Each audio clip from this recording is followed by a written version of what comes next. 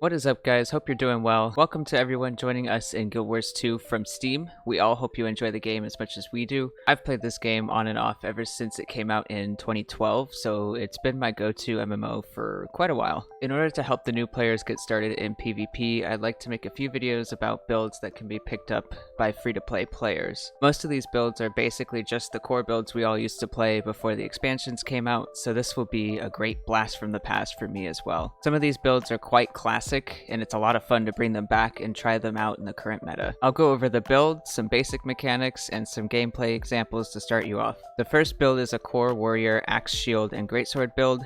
One of my absolute all-time favorites. If you like flowing through the fight, not going down and delivering hard-hitting blows to your opponents, this build will be a lot of fun for you too. So stick around for it, and if it helps you out at all, please give this video a like so others can enjoy it, and subscribe to catch the other builds I share for you to try out. So for your builds, you're going to want to take Berserker Amulet and Rune of the Fighter. Berserker is the highest damage dealing amulet. Rune of the Fighter has power and toughness, and then it also gives you some might with that 6th stat, which might is very important for this build. For your weapons, you're going to run Axe, Shield, and Greatsword. On your Axe, you're going to run the Sigil of Battle, which grants might when you switch to this set. Sigil of Cleansing is the other sigil you're going to run.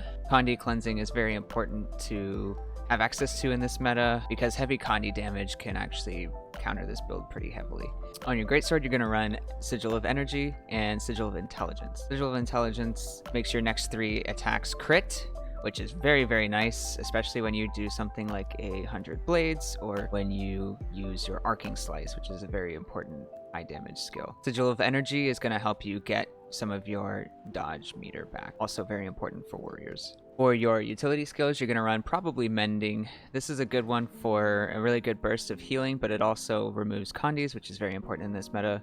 Back in the day, people would run Healing Signet. I used to run Healing Signet, but it just doesn't give you enough to deal with Condis. Next, you're going to run Shake It Off. This is another Condi clear, but it also has a stun break. Very important for this build. You cannot be caught on the ground. Bull's Charge is a really good physical skill. That's a really good CC to pretty much kickstart your combos. You pretty much want to start a lot of your combos with some form of CC so that you can actually land your damage. With the trait Leg Specialist, it also is technically a stun break, so it's a really good one to run also for just to keep you moving. Your last slot is optional. Berserker Stance is one that I prefer to take so that I can get access to more of the burst skills, which I'll get into the mechanics of the burst skill in a sec, but these are your really high damage skills, so I run this just to get myself more adrenaline, which is this bar. Alternatively, you can run Endure Pain, which makes you invulnerable to incoming attacks, although you can still be affected by Condis and you can still be CC'd, so be careful with that one. You could also run Balance Stance. I don't know if this one is exactly the best,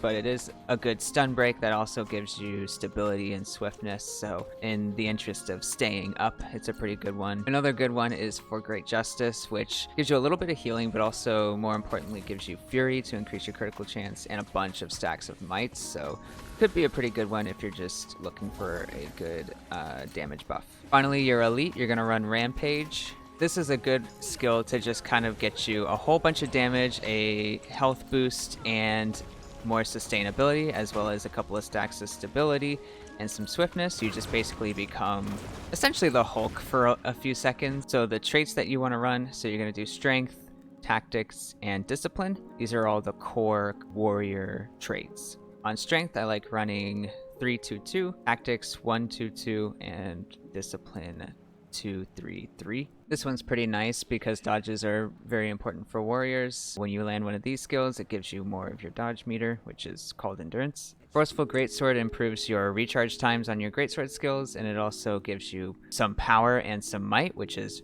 very awesome. This skill increases your power and crit chance when you gain stacks of might, which this build is very much focused on, so that's a good synergy. Might makes right. It heals you and gives you more endurance when you put might on yourself, so another good synergy one. Versatile Rage increases adrenaline when you weapon swap, so swapping to Greatsword there just increased my adrenaline, which gets me closer to the arcing slice, which is great. Sorry, I misspoke earlier. Warrior Sprint is actually the trait that makes all of your movement skills stun breaks. Leg Specialist, anytime you apply Cripple, it also immobilizes them. So your Axe 3 and your Greatsword 4 Fast hands is an amazing trait because it makes your weapon swap recharge very, very short. You only have to wait 5 seconds before you can swap your weapons again, which is very important for warriors. Brawler's Recovery also removes conditions when you weapon swap, which is just like an extra little bit of the Sigil of Cleansing. And then Burst Mastery makes your burst skills deal more damage, grant swiftness, and restore a portion of adrenaline on when spent. So you use your skill and then you still have like a bar, which is pretty awesome. So you can really, so if you really need to keep things going, you can use this one, swap to the other one, and then use the other one right away. So you can really continue your combo and keep things flowing. So let's get into how to use this build. This build is very focused on just keep on trucking, keep moving, keep the combos flowing. So you can pretty much start any fight on either weapon. If you want to start a fight on the Greatsword, you can start with the good. I almost always pop Berserker Stance right at the start of a fight because it gives you that extra adrenaline boost, and then it keeps the adrenaline coming as you're going through the fight. And then I throw in probably a Greatsword 4 because that is a quick way to get a little bit of range poke in before you go in. Also apply cripple, and because of leg specialist, you also immobilize the target. So once you've popped your Berserker Stance and you use Greatsword 4, you'll use either Greatsword 5 to rush in, it's called rush, or use your Bull's Charge to get a quick CC off right away. From there, you can either use 100 Blades or just go right for an Arcing Slice, or you can swap weapons to your axe for further combos.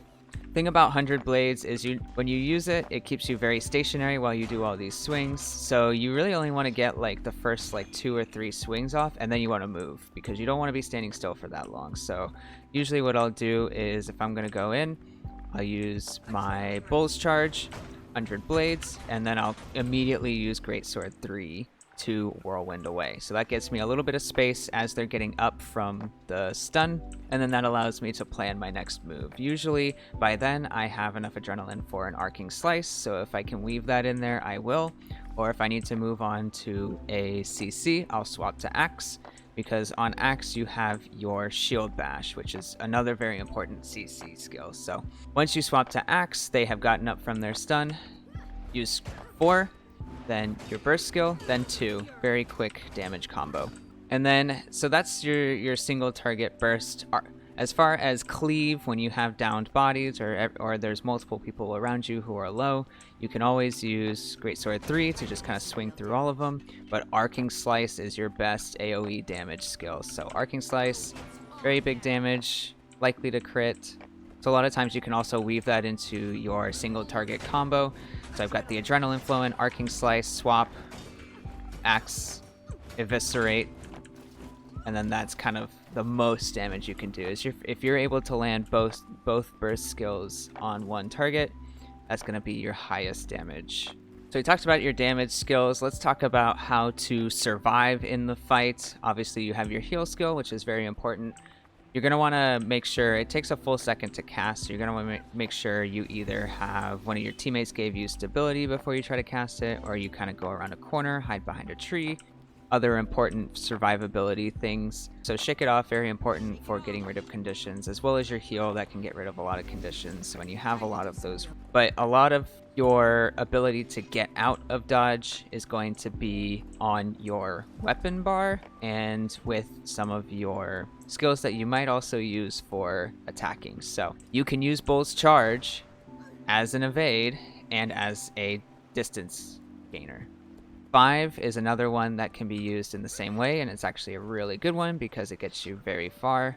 And then your Greatsword 3 is another really important one because while you're using Greatsword 3, you're evading that whole time. So that's a good disengage. It doesn't get you quite as far as Greatsword 5, but it's another really good one to get out of the fight.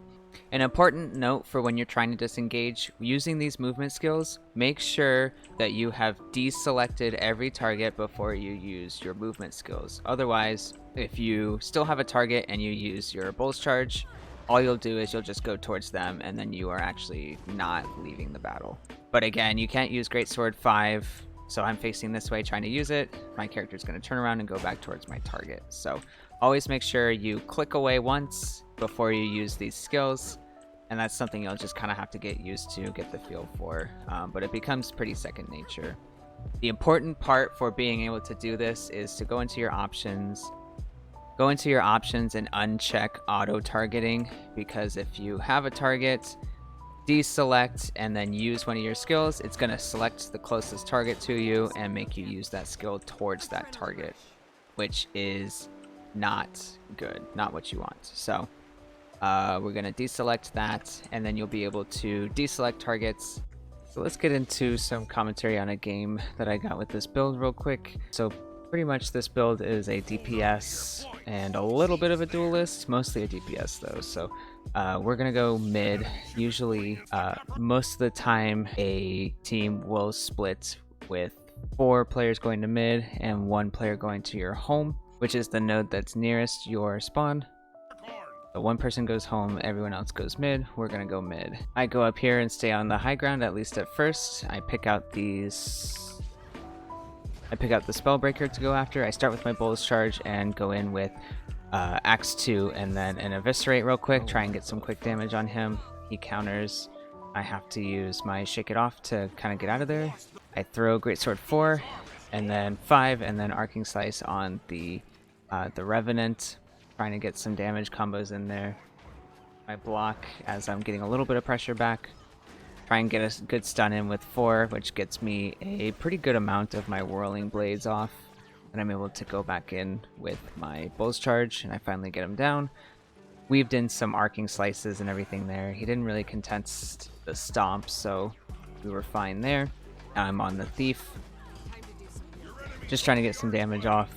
Just kind of using various skills. I couldn't really do anything about that downstate. Warrior does not really have many tools in its arsenal to try and help teammates who are down. So you kind of aren't really able to worry about downed teammates and really help them out very much. This is an important tactic for warriors to be able to do, is to try and make sure you're disengaging out of unfavorable situations, and if someone is stupid enough to chase you, you might be able to take them 1v1, so always remember that. So I see this person going over, this Guardian going over to the home node that we have, so I try and get on him before he gets the decap, which he does get the decap because he has some good CC. But I'm trying to weave in some attacks here, trying to block his attacks. He has a lot of CC and a lot of condies, so I'm trying to make sure that I'm always mobile and blocking whenever I can. But we're eventually able to get him down with some good CC mixed in here and there. Just trying to make sure we stay up. And then I get the decap on this, so I'm able to move off the node. Try and get that last hit in. And then I leave him to kind of bleed a little bit while I try and get the cap off. And then we'll be okay here. We have good control of the map, so I'm not too worried here. I feel pretty comfortable doing this full cap. I almost let him get back to full health, but I managed to get the cap off before he could.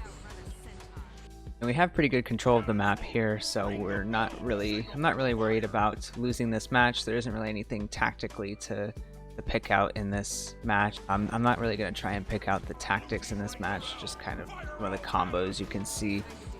So I'm engaging with Greatsword 5 and then Greatsword 3 because I anticipate that they're going to move. They kind of stand still, so I start using Greatsword 2 on them until they do move, and then I move on to something else. I'm getting a lot of pressure here, so I have to block, use my heal skill, and try to get out. I try and get a quick turnaround Eviscerate on that guy. Then we're kind of outnumbered here, so I decide it's time to pop my Rampage and try and turn this fight. Now it's a 3v3, so we've got a few of them low. We did lose one teammate, but we've got a lot of them low, and I actually do go down here because we lost that teammate. We were now outnumbered. It was kind of unfortunate because had a lot of them low. We probably needed to both be on the same target and kind of coordinate that a little better, but that's okay. I was being a little cocky, tried to use my elite to keep me up and didn't disengage when I took a lot of pressure, so that's on me.